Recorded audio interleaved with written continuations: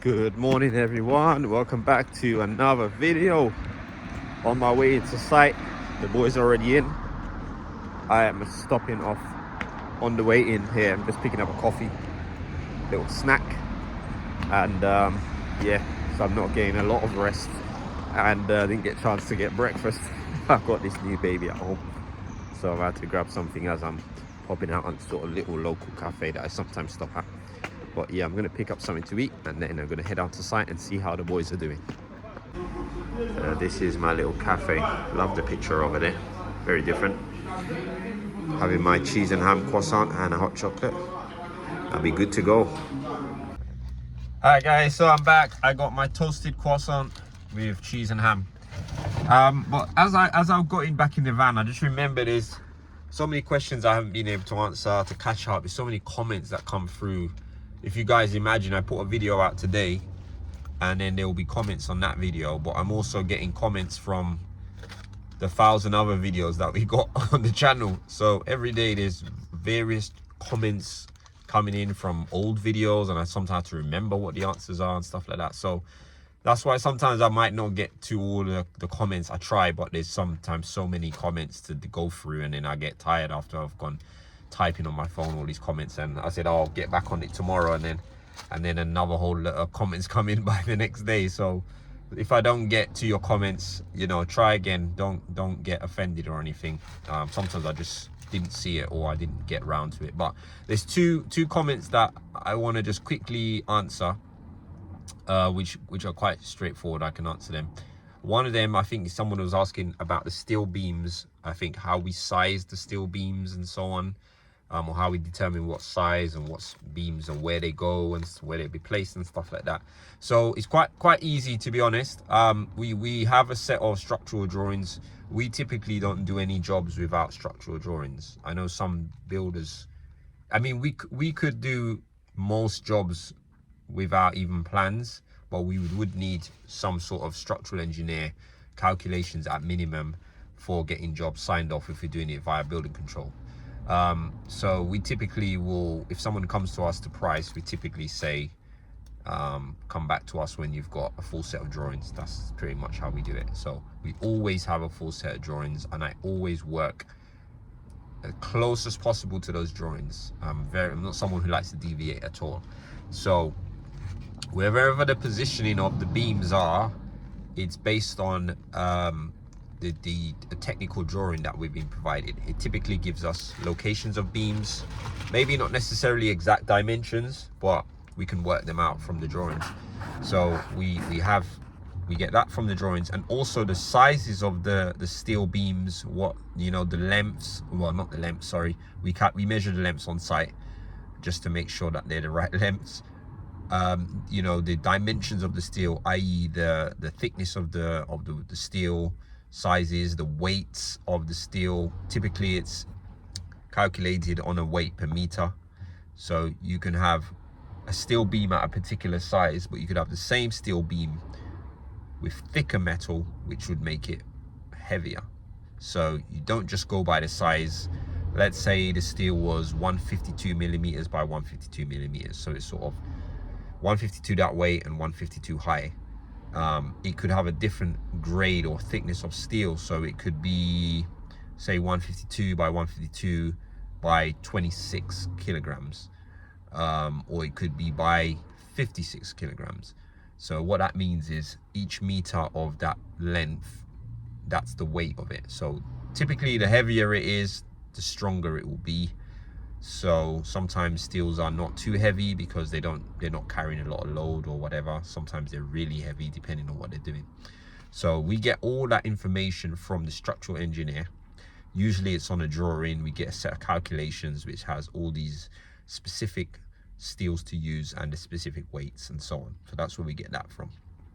Also, we often get the connection details as well. So if, for instance, if you've got two steels that are going to be bolted together, there will be a detail of how it should be done. So we give that to the manufacturer, and they will create the connection plates. They'll drill the holes in the right places. They give us the right size bolts. That's also in the calculations, the size of the bolts, what type of bolts, and basically we just go with what's been given by the structural engineer. Then that way nothing falls back on us, everything falls back on the structural engineer. So that was the first question. The second question, yes, the second question, I've got quite a few people have asked about this, and we had a lot of debate about this, the party wall of the neighbor's house and what we were doing, and especially now we're working on the roof, we've been taking the roof off, and people are asking about, you know, what's the arrangement with the roof and so on. So this is not very typical. It's not very typical that you would do an extension and then you would be intrusive into the neighbor's property, in the sense of going past the party wall or going, you know, touching their roof and so on. Typically you would never touch a neighbor's roof. There are instances where we have party wall agreements. Sometimes there's some flashing detail that you can insert into the neighbor's wall, but again, you would agree that in a party wall notice. So we have agreed works in this, with this project, and these works have been agreed for a while now. So the reason why we've had to take some of this roof off, for a couple of reasons. One, their roof overhangs onto our land, or our side of the party wall. So originally this house and the land adjoining was all belonging to one person. So the developer purchased the land from the homeowner, which is the other house where we're taking the roof off. So they had a good bit of land on the side. Developer purchased the land off them. Now, because of the way their roof works, it's a hip roof. It has gutters on the side, which is on our side. So those gutters protrude out onto our side of the land. So obviously if we're building our house up the wall, against that party wall, when we get to sort of soffit level, we've got these soffits sticking out in the way where our roof would be going. So there was an agreement that this had to be amended. But also because the neighbor wanted to build a loft, the developer agreed to convert their side of the roof from a hip roof to a gable roof.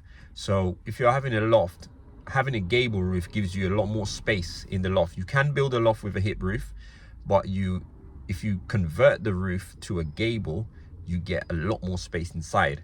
So I think it was a sort of maybe like a bargaining sort of tool with the developer, was like to make sure that they're benefiting from the project, and to work alongside them was that, look, we will convert the roof for you because we need to do some amendments to the roof anyway.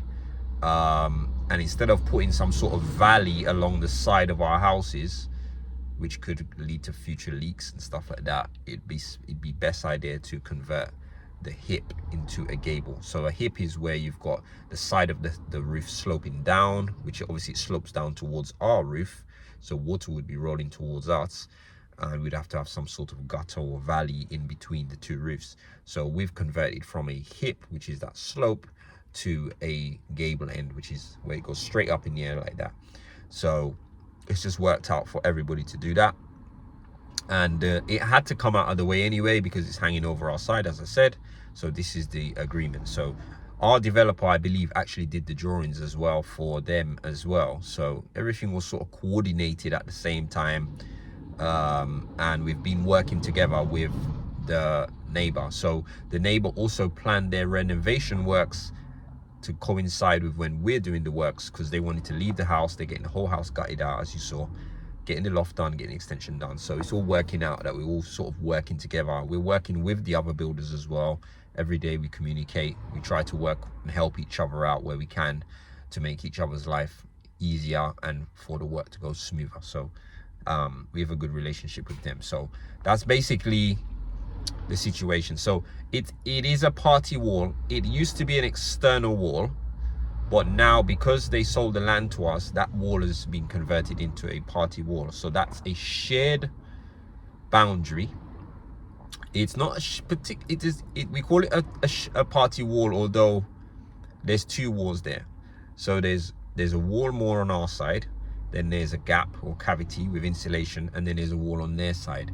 So for instance, if they were to screw something to the wall on their side, it wouldn't be going into the same wall on our side. There is a gap, and then there's our wall, vice versa. So it's a good thing for insulation. It's a good thing for noise travel and stuff like that.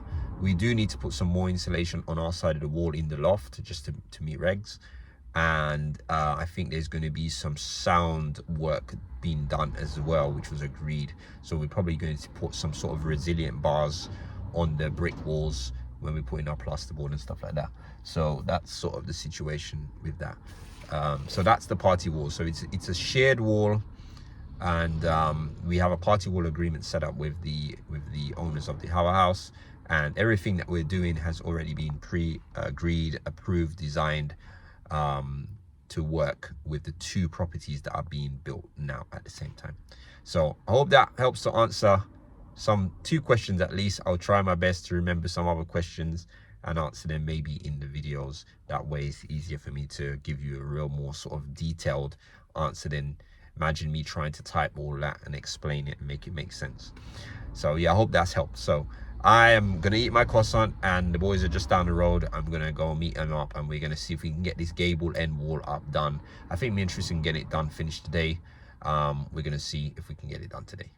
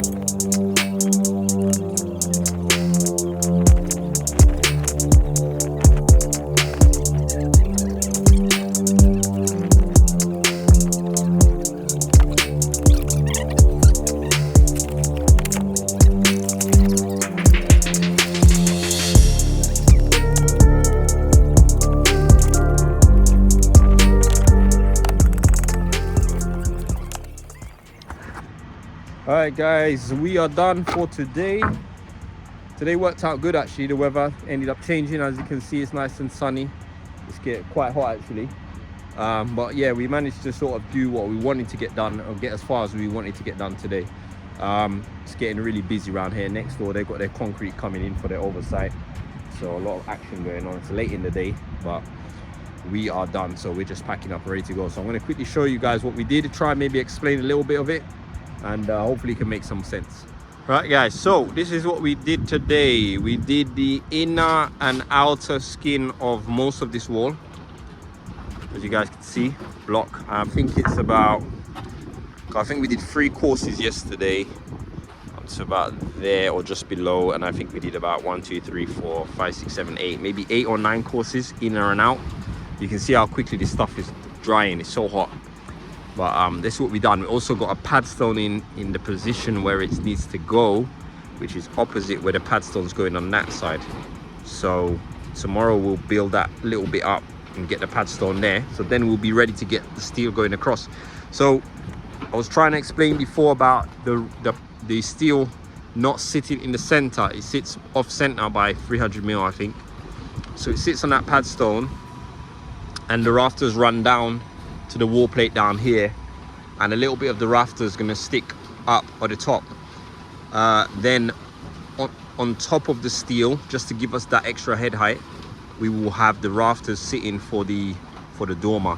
So I think we're about 2400 when we put the steel on there, or just over 2400. So that will be about the ceiling of our internal of our dormer. And then we'll have a little bit to box underneath the steel, just about there, but that's about 2200, something like that. So it's way above head height. So yeah, that's basically where it is. Ideally we would have had that padstone right in the middle, and then we had a ridge beam in the center, but it's not possible based on the location of the padstone on that wall, which is as far as it can go, is close to the edge of that wall there. Yeah, so that's pretty much it, guys. So yeah, we will so tomorrow we're going to try and do a clear up here, because we won't have much blocks to lay.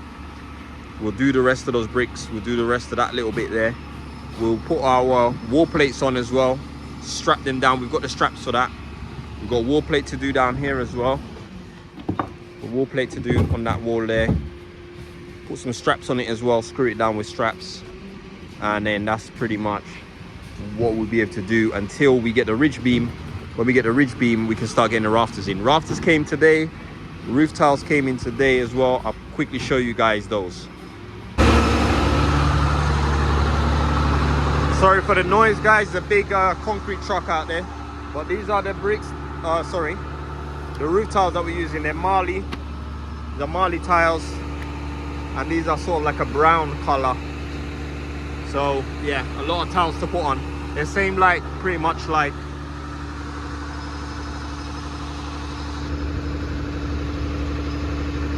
what the neighboring houses have got. So this is basically what we're gonna be using. So guys, that is it. We are off. I'm off. Hope you guys enjoyed today's video. If you did, please like, comment, and subscribe. We see you guys in the next one. Take care. Thanks for watching.